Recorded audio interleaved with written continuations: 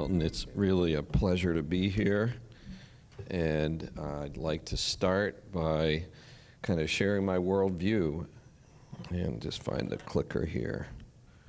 So what problem are we trying to solve at our company, VisualDX? We are trying to solve this problem. This is a quote from the National Academy of Sciences report of 2015 that said that nearly every person will experience a diagnostic error in their lifetime. So that means me, it means everybody in this room. We created this infographic to talk about patient quality and safety. So the tip of the iceberg says surgical and medication errors. And this is what we've been talking about in the quality and safety movement for the last 10 or 15 years. But the mass of the iceberg is diagnostic errors. So patients going with problems to professionals and the professional getting it wrong results in 74,000 deaths each year in the US, and it's higher in many other countries around the world. So when we think about telemedicine, when I think about telemedicine, I think that it comes down to this equation, and this would be telemedicine of a primary care doc using an expert, and it's basically saying 2 brains are better than 1. This talk is really about the field of decision support. And this equation is the brain plus computer-based information is more powerful than the brain alone. So underneath the computer, I'm including machine learning, which is a form of artificial intelligence, rule-based systems, Bayesian systems, I don't care what system you're using, they are all forms of decision support. And the idea is that brain plus the computer is going to help us make better decisions than us just memorizing it as physicians. So what do most doctors use, or many doctors use, when they don't know today? Many tell me they use this. Now I ask the question, how many in the room would stay on the plane if you looked in the cockpit and this is what your pilot was using? So pilots have instruments in the cockpit that are specifically designed not for finding the phone number of the pizza shop, not for finding you the best restaurant or flight, but for takeoff, flight, landing, and taxiing. And pilots talk to the tower in a very reproducible way, and they use checklists. In medicine, I know in my hospital, my colleagues, my friends, all practice very differently based on where they trained and the different habits they have. So how do we get medicine to be highly reliable? We argue we need a cockpit for professionals and patients that are organized around the challenges that we have in medicine. And those challenges really are, what's the diagnosis? What's the best test, the safest test? What's the best management and therapy for my patient that fits my patient's point of view? And how do I educate my patient? And I heard earlier in a great talk about CHF that most patients, by the time they hit the parking lot, they don't remember anything we've said. So in our view, we need a cockpit that has some really essential elements that most of the EHRs have yet to do. And one key idea is, first of all, we need to have standards. We need to all be using the same language. We need medical images. We need to visualize the complexity of medicine. We need a knowledge base. We need to have evidence that's factual, not just hearsay, but evidence. We need to have an interface that also has a visual search process. And we need to use machine learning as part of it, but it's not an answer in itself. So of course, there is tremendous hype about AI and artificial intelligence. IBM has been at it 8 or 9 years. You've all seen the Watson commercials. They have 1,500 people working on Watson, and the best they've done so far is tell us that they can search the oncology literature and get us the right information. So we need to put together systems that really address information in seconds, not hours or minutes, because professionals only have minutes or seconds. So what we've done is we've created a system that instead of taxing the brain with lots of words, we're about visualization. So in the upper left is a view of diagnostic possibilities that is just a list. And this goes back 40 years where physicians have created systems to improve diagnosis. And we argue that that list, going back and forth in your browser and trying to hold it in your brain, is too much. So we represent diseases with images, with graphics, with x-rays, and in the upper right it says cubital tunnel syndrome, and it shows the distribution of the pain visually. Or you could just show a physician a page or 2 pages of text about that condition. So we do both. And we've also placed a specific emphasis when it's a skin presentation on variation in disease presentation. And so for the physicians and clinicians in the room, you all know that variation of the common causes more harm than missing very, very rare diseases. So we've made particular care to show the spectrum of disease, how disease presents also in people of color. So this database, we've built what we argue is the world's best professional medical image collection of skin, eye, and oral imagery. And we've been very purposeful of showing disease in people of all skin tones. So this all comes together in an interface that can be used on the desktop, integrates into Cerner and Epic and other EHRs using the HL7 FHIR standard, also used on native Android and mobile apps. We've now reached 2,300 hospitals and clinics using it. It's translated into Spanish, French, German, and Mandarin. This year we're adding Japanese and Portuguese. So this is a graphic of integration with telemedicine, and this is from a colleague of mine, a dermatologist in LA County. This process is also used in the US VA system. It shows on the left that the referring physician is taking a picture. This is store and forward asynchronous telemedicine. He sends the picture to the expert because he doesn't know. The expert immediately recognizes it.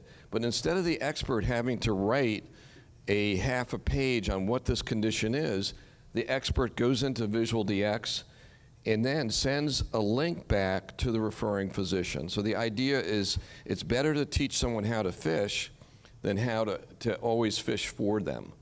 And so what we're doing is we're saying a first step for a primary care clinician is to use decision support. If they don't know, they send it through telemedicine, and then the expert sends it back, and it saves the expert time because all they have to do is paste the link in and say, I agree with this differential, and read about the therapy. So what's the role of AI in decision support? What can machine learning do to enhance skills and not to de-skill? There's a lot of concern about us over-relying on AI, and then we have less personal skills and less expertise. So this is a case from a patient that presented in the University of Maryland Emergency Department this spring. That's the chair of emergency medicine. The resident said to Dr. Brown, we have a patient who had a lesion on her finger. 2 weeks ago, it was small. She tied a string around it. She ripped it off. It bled like crazy. Now it's 3 times the size, and I don't know what the patient has. Dr. Brown comes in with his iPhone, takes this picture, which he had permission from the patient to share. And then what happens is he runs it runs through the app, it analyzes the image, and it tells this emergency physician that on skin exam, this is a friable papule. And when you talk to an emergency physician like Dr. Brown, he will tell you he does not know the language of the skin, and friable papule is a new term. So we're teaching him through machine learning. He then adds finger, and it gives him the diagnostic possibilities on his phone. He goes through the pictures. He figures out in less than a minute his patient has something called a pyogenic granuloma, which is a benign lesion. So this is an example of using decision support to drive expertise from a specialist to the non-expert. This received a shout out from Tim Cook. And it received a shout out because amazingly the machine learning happens on the cell phone in about 1/10 of a second. So we've moved the model using Core ML onto the smartphone. And now we're working direct with the patient. We just launched at Health 2.0 an app for patients called ASA.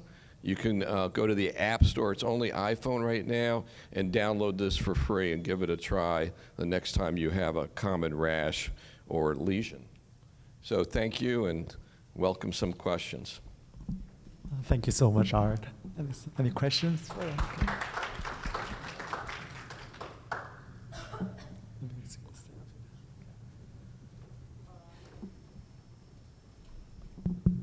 All I can say is wow and thank you. As a PCP, it's very difficult to know everything, and I definitely don't know anything, and Dr. Google is a scary place to go.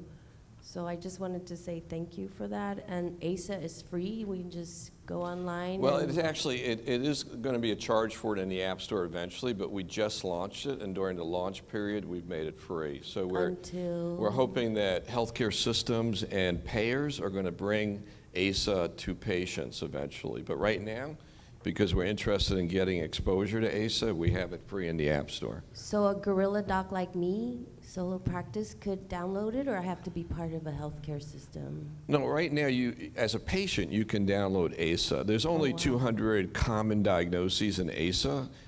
VisualDX is the professional decision support system that's licensed as a subscription service to individuals or to healthcare systems.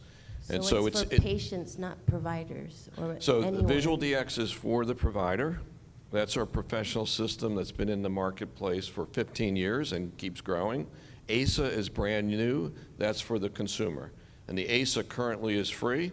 The VisualDX, which is expansive, covers 3,000 diagnoses beyond skin, eye, oral, chest pain, abdominal pain. That's a licensed service. Can you help us know the ballpark range? Is it a monthly subscription, annual subscription? It's a yearly subscription for VisualDX, and it retails for $399 a year. Fantastic. Thank you so much. Yeah, you can find it at visualdx.com. I will. Thank you. Great. Thank you. Kyle? Hi. So obviously with the diagnostic tools that you have, how does that also tie into the prescription side of things and what they prescribe, what the doctor would prescribe? And then with like, say for hereditary cancer screening, if a patient has that in their family within 2 generations, the insurance will cover the test. But there's certain like pre-qualifiers that need to take place, which we have all the data. Is there ways to work with labs and pharmacies to make sure that there's medical necessity and that the insurance is going to cover the test based on their symptoms or based on their family history, to kind of automate that process? Yeah, so also from Apple is now this health record feature where you can move data from directly as a patient. I can move my data from my EHR to my phone, and these apps can now start to interplay with that data. So as an example, in ASA for consumers, we can grab from the EHR that patient has a history of skin cancer.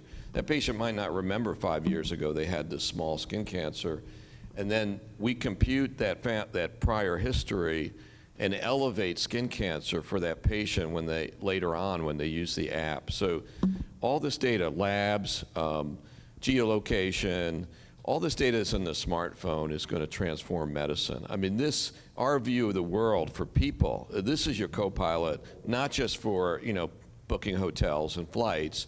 This is a co-pilot for your health. You're moving your data down from Epic and Cerner onto your phone, and that data is being used by apps on your phone. And the goal of ASA is to be that co-pilot for symptoms. So you'll be able to say to your phone, hey Alexa or Siri or whatever, I have dizziness, and this phone's going to shoot back some questions to you in context of who you are, your gender, your age, where you are.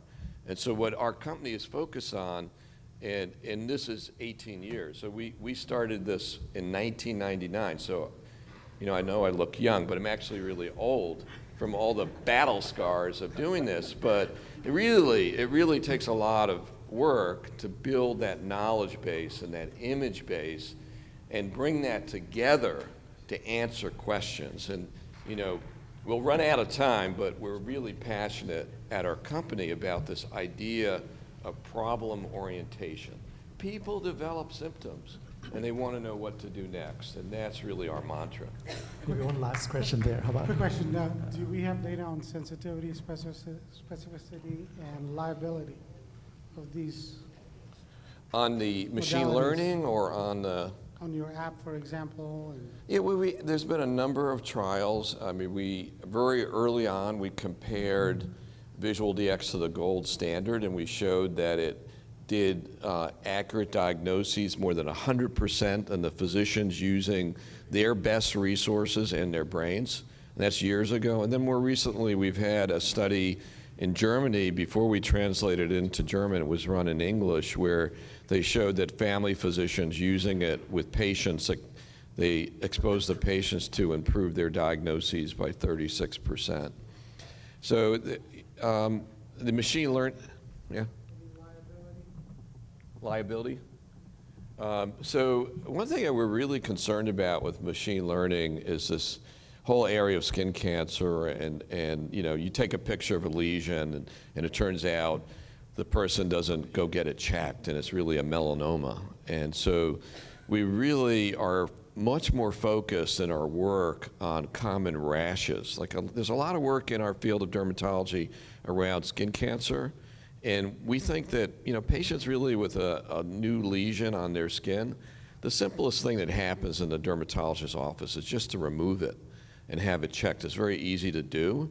So really most of our effort, and when we think about liability, we're really trying to help people with, you know, common rashes, psoriasis versus eczema versus poison ivy, things like that. How about we could do one last question? Maybe. Okay, I guess thank you so much, Yeah, Art, for thanks- that. thanks for having me. Really exciting stuff. Thank you.